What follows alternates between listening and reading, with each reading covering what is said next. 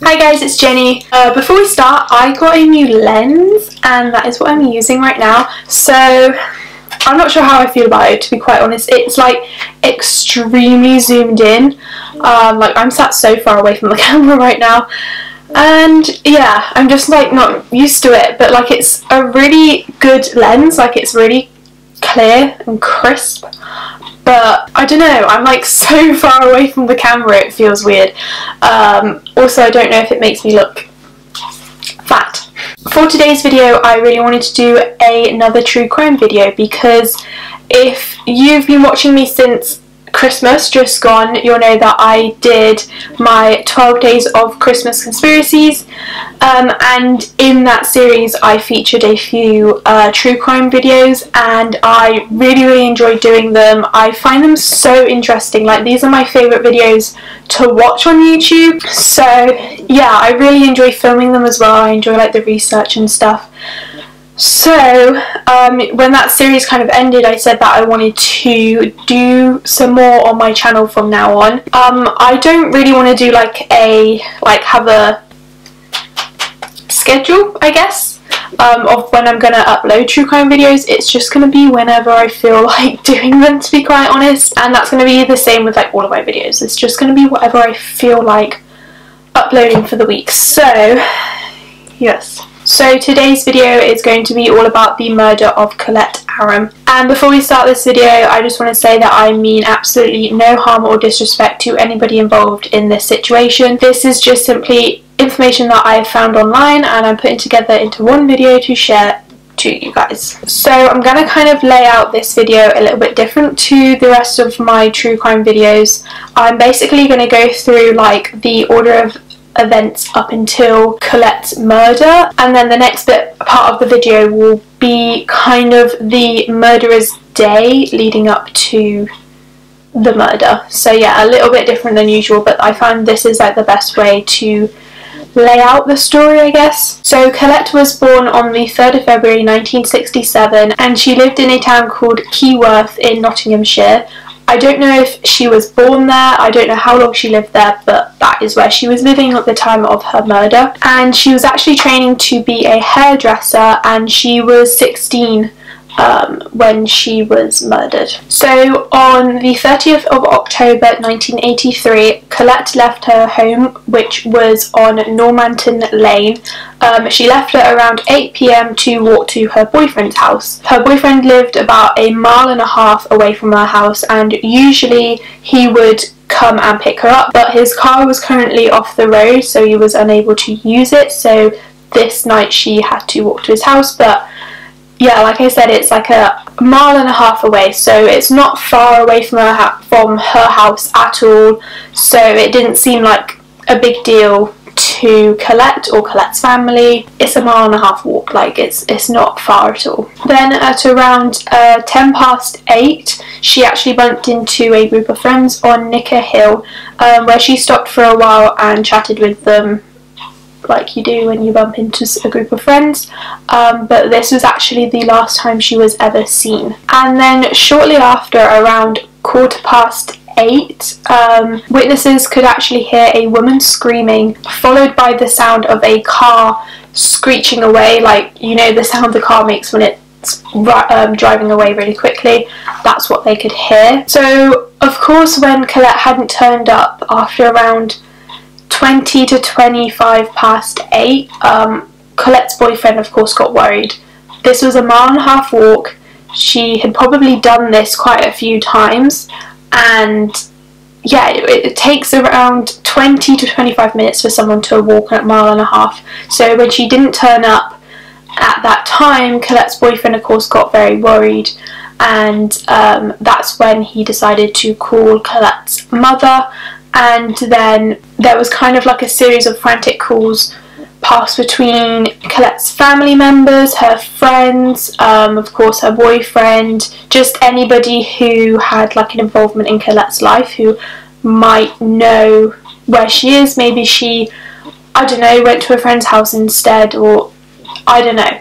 They just tried to call everybody they knew who knew Colette to see if they knew anything about where she was. However, apart from those friends who bumped into her on the road, nobody had seen Colette. At around 10:30 that night, they phoned the police to report her missing. After a whole night of searching, at around 9 AM on October 31st, Colette's naked body was found dumped in a field around a mile and a half away from Nicker Hill, which was the last place she was seen. Some sources I was reading say that a passerby found it, but other sources don't say who found it, so I think a passerby did find it, but I'm not entirely sure. They discovered that Colette had been raped and strangled to death, and they believed that the murder was premeditated and sexually motivated. So the police, of course, launched a murder investigation, but they had trouble finding any evidence that could link them to a specific person. The murderer was described as being probably around 25 to 35 years old, white, probably had brown curly hair, and had a medium build. But of course, this isn't a very specific definition of somebody. Like, this can apply to quite a lot of people, so it made it really hard to find out who he actually was. The police actually received an anonymous letter from someone claiming to be the killer, and in this letter he described his day kind of like leading up to Colette's murder, like what he was doing and then the actual murder of Colette, and in the letter he kind of like taunted the police and made fun of them, saying like, oh, you're never going to catch me, no one knows who I am. And another thing to note is that it was written really weirdly. It seemed to be written with a ruler, and the S's were actually written as exclamation points. This was obviously to cover up any writing styles, so that the police couldn't track who he was, because I know police can they can put in like writing styles, and they can kind of get a gist of who it is that way. So writing with a ruler really covers up your writing style. The story of Colette's murder was actually featured on the first ever episode of Crime Watch on the 7th of June 1984, so around 8 months after the murder. Obviously they were really struggling with finding any leads on this murder, so having it feature on Crime Watch was really helpful. For those of you guys who live outside of the UK, or maybe you're quite young, you might not know what Crime Watch is, but it was a television show that played on BBC. It went on from 1984 up until 2017, and in the show they basically reconstructed current murder cases to help raise awareness of the case and to see if any of the public knew anything about it, which is kind of what I guess like true crime YouTubers are doing now when they cover like unsolved murder cases or missing people cases. They do it to see if anyone in the public knows anything about it. So yeah, that's what this show was. And yeah, Colette's murder was the first ever murder case to be featured on the first ever episode of Crime Watch. So obviously it was like a huge deal. And from the show, police actually received 400 tip-offs and were able to eliminate over 1,500 suspects from their inquiries. However, they still couldn't find who the murderer was. Colette's murder was even featured in Crime Watch's 20th anniversary episode in 2004, so 20 years after Colette's murder they still didn't know who the murderer was, which is, I can't even begin to imagine like what the family must have been going through for 20 years not knowing who murdered their daughter. Like, it must have been so painful and so hard for them. So another 4 years later, so in 2008, Nottinghamshire police were actually able to put together a DNA profile of the killer due to the advances in like forensic technology. Yeah, forensic technology. They were able to put together a DNA profile of the killer, and they actually appealed for members of the public to come forward with any names of people they thought could be the killer, so that they could take a DNA test of them to see if it matched this DNA profile. and they did this like using like a mouth swab. However, after receiving over 100 calls from members of the public, the police still couldn't find a match. So in June of 2008, a young man called John Paul Hutchinson, I never know how to pronounce that name, but I think it's John Paul Hutchinson, was actually arrested on a motor charge, and now DNA swabs are routinely taken for anyone who is arrested. So of course they took one for John Paul, and his DNA actually came out to be a near identical match to the DNA profile they had of Colette's murderer. However, John Paul was 20 years old at the time of his DNA taking, meaning that he was born 5 years after Colette was murdered, so this meant it could not be him. However, this gave the police a major breakthrough in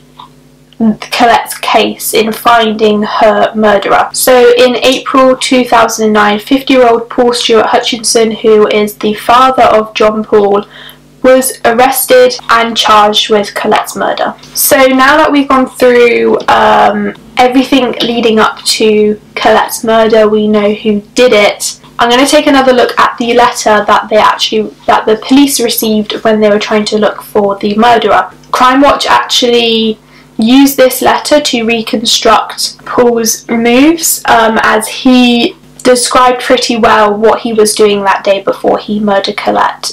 So that's what I'm gonna go through now. So at around 4:30 p.m. on the 30th of October, Paul was sat in a hut, hidden from anyone else, in a riding stables, which was on Mudpie Lane, which was around 5 miles away from Keyworth, which is where Colette lived. He actually stated in the letter that he was in there for hours waiting for a girl to return from horse riding. No one saw me. So of course, after receiving the letter, the police searched this hut for any evidence, and the only thing that they found was a rag which was actually stained with human semen, and this unfortunately hinted that he probably went to that hut to watch young girls horse riding, which is creepy.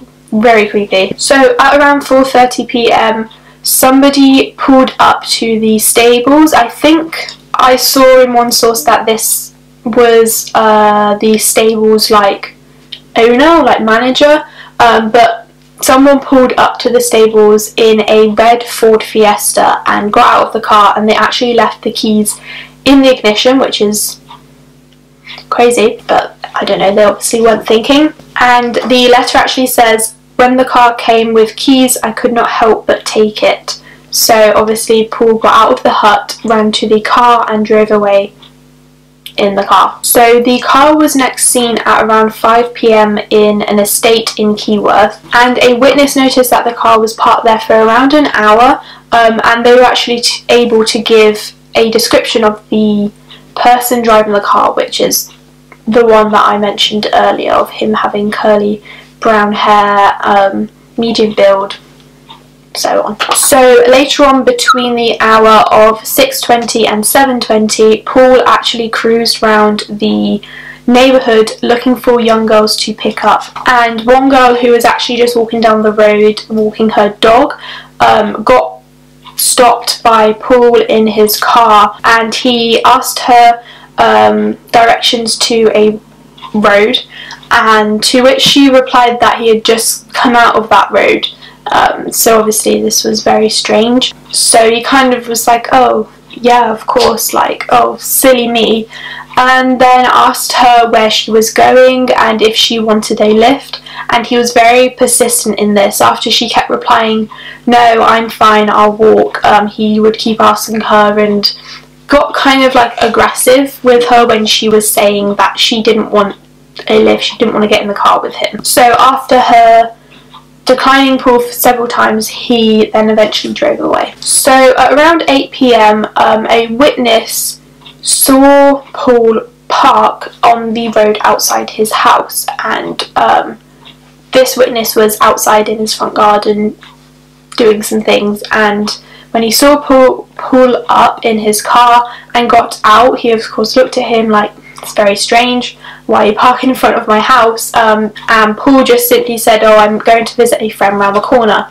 and walked off around the corner. However, the way that he walked, there was no houses down that road, it was just a massive field, which of course is the field that Colette was found in.